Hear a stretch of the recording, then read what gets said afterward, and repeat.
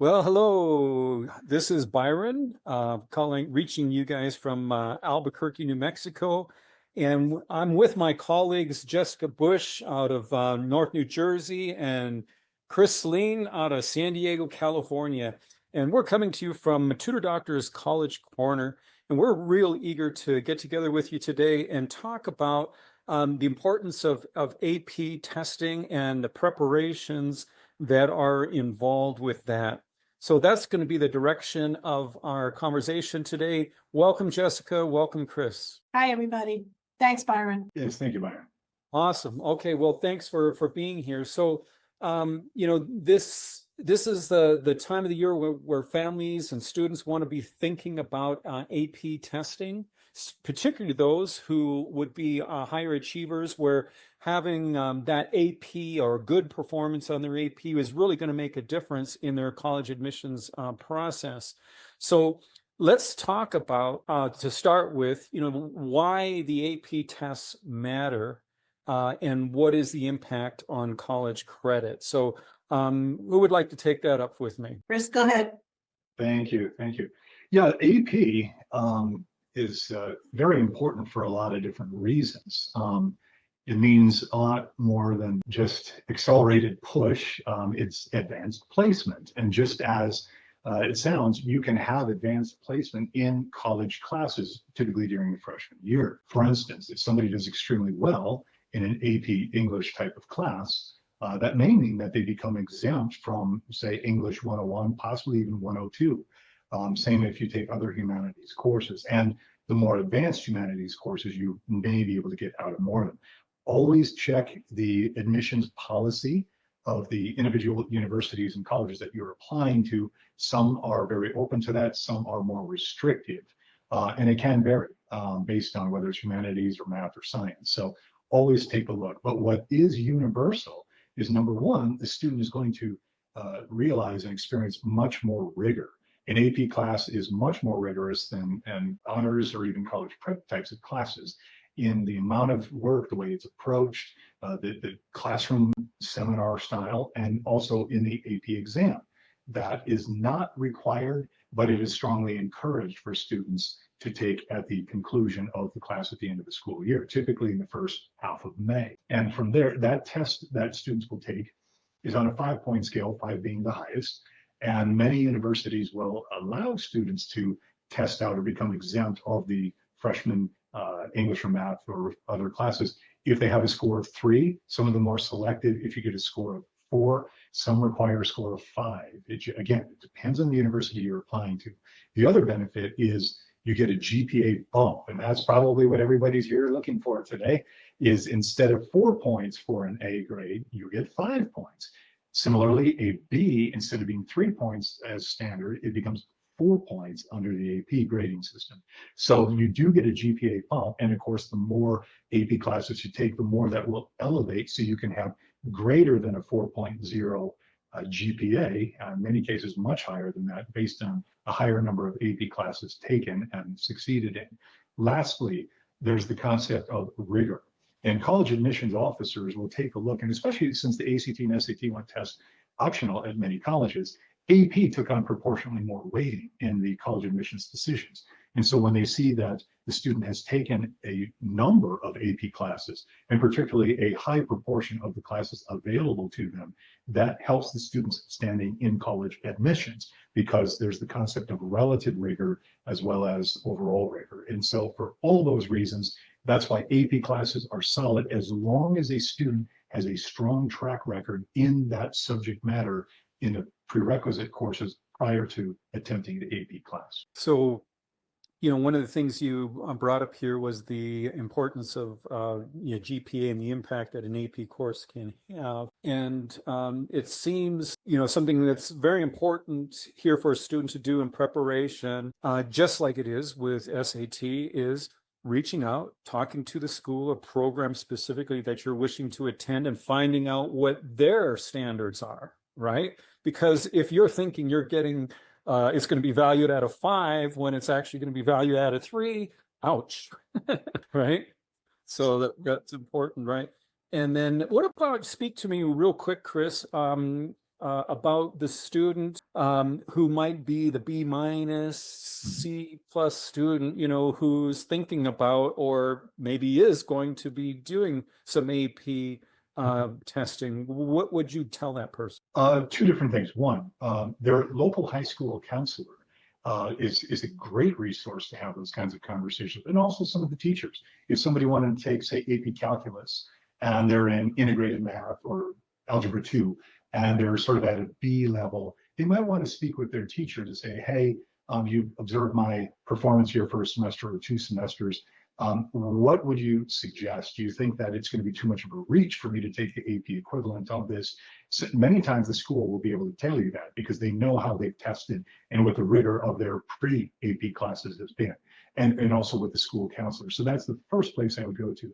The next place would be to talk to other people that have taken the class previously, other families, others, upperclassmen that might have taken that similar type of class. Maybe the parents can talk with other parents and kind of get not the gossip, but really just get the idea of how difficult was that class for that student, and similar type of background and interest and capability. The third thing would be feel free to talk to an independent counselor. Contact your local tutor doctor office, for instance, and we can sort of help coach and guide through that.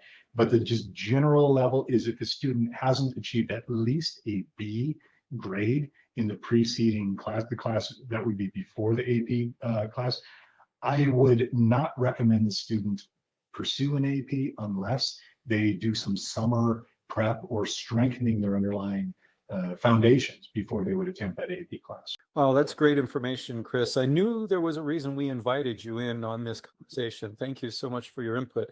All right, Jessica, so let's talk about the AP and what's on the AP. So let's kind of get a quick overview. I know, we have talked about the importance or the areas of content strategies and pacing and timing, being important in these standardized testing. How does that relate to the AP exams in particular? Because there's not one AP exam, right? There are literally There are a lot.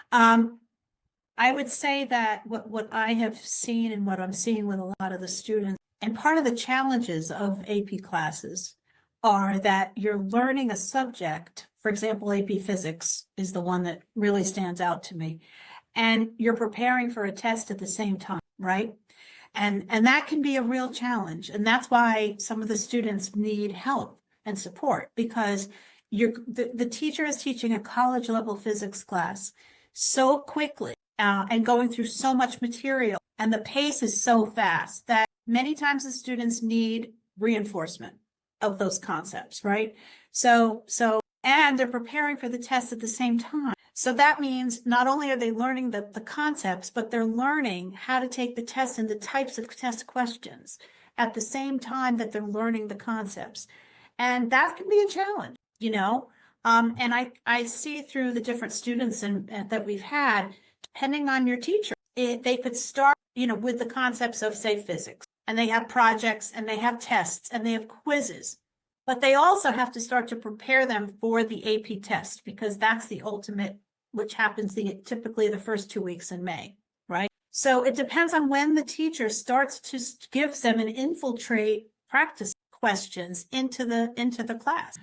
Some teachers I've seen start up in the very beginning, and some teachers I've seen don't start till maybe even winter or spring, which can be a problem because the kids may not necessarily be prepared for the test. They may be learning the concepts, but they're not necessarily prepared for the test. So yes, practice problems and practice tests are really important because it helps the student understand what are they actually going to ask for on this test, right? And that's why they need to prepare the actual, with the actual practice problems and learn the practice problem and the test. So There's one additional wrinkle with that as well.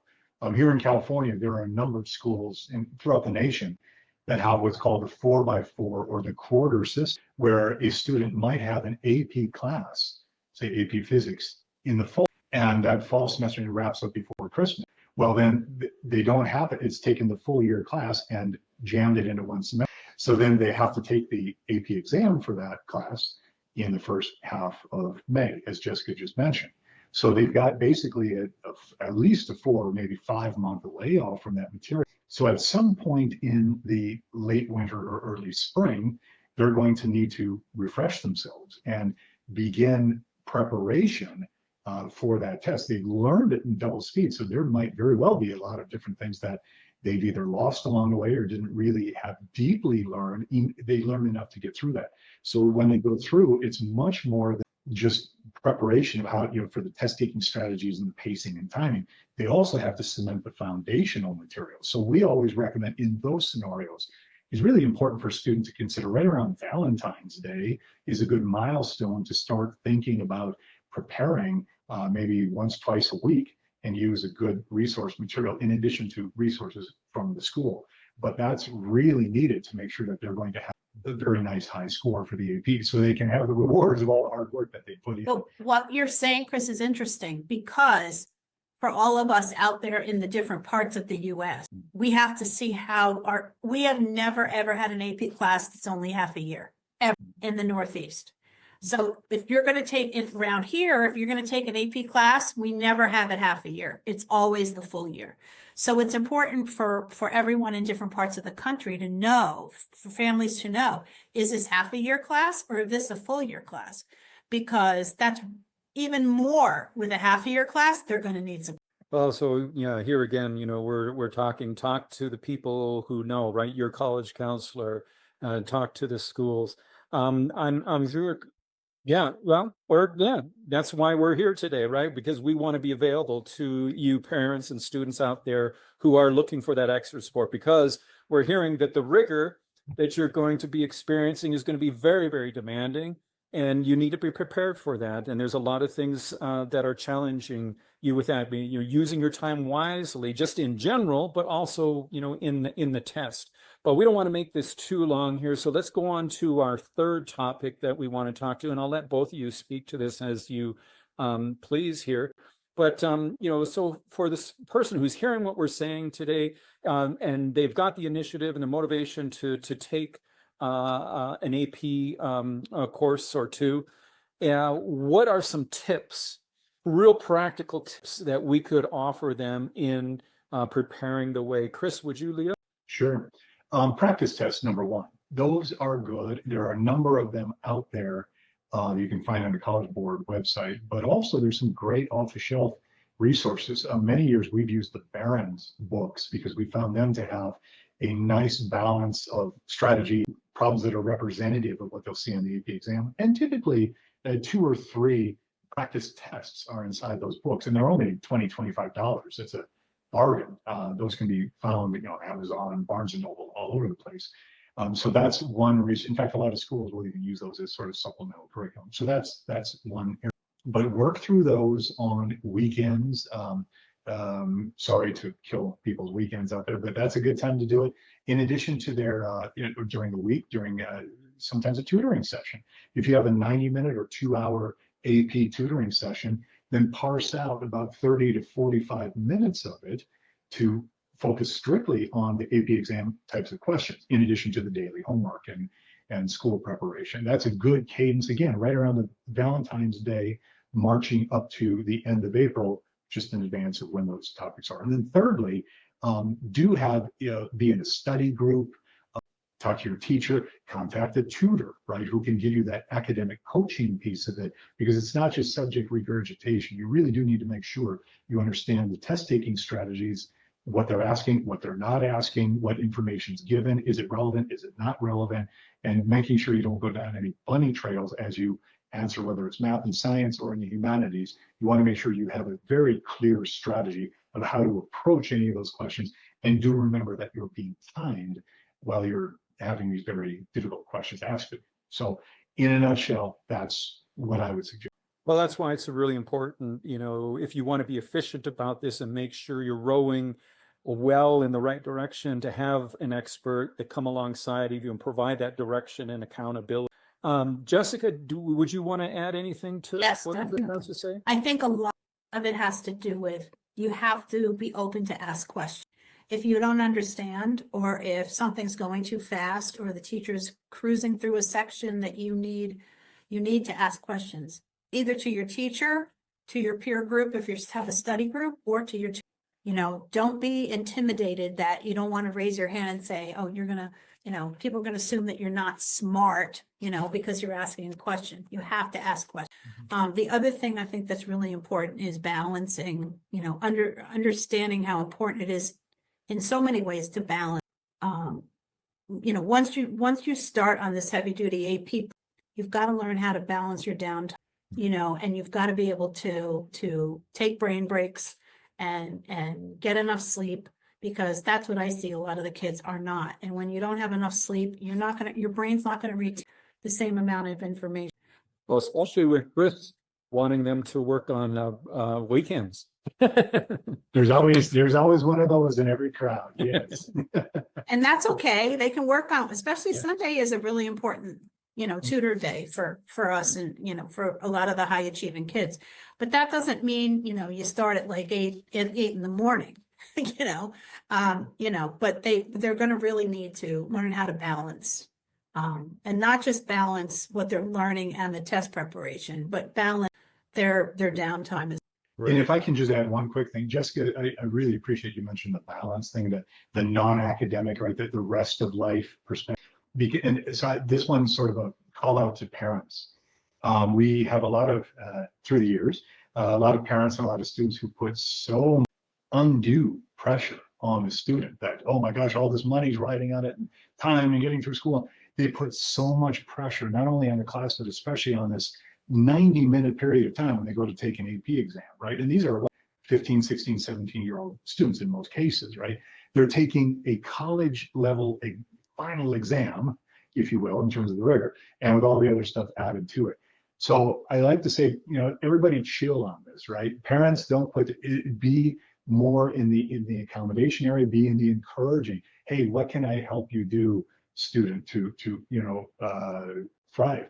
If you see your student is grinding, just as Jessica said, and spending way too much time, suggest to them they take a break. Suggest to them it's okay if you take some downtime. It's really be there to guide not only their academic health, but their mental health, their physical health, spiritual health, all of it. Don't put so much effort on these. That's the one mistake I think too many students and too many parents place, is that this test it's a life or death matter, and it certainly is not. And that's the number one message I want to convey is support. It's an opportunity to help themselves and better position themselves for the dream that they're pursuing, and talking to professionals, talking to your counselor, talking to the schools, all those things will help. Well, we just want to say thank you for joining us today. This was the first of Tutor Doctor's College Corner. We'll be offering you monthly updates.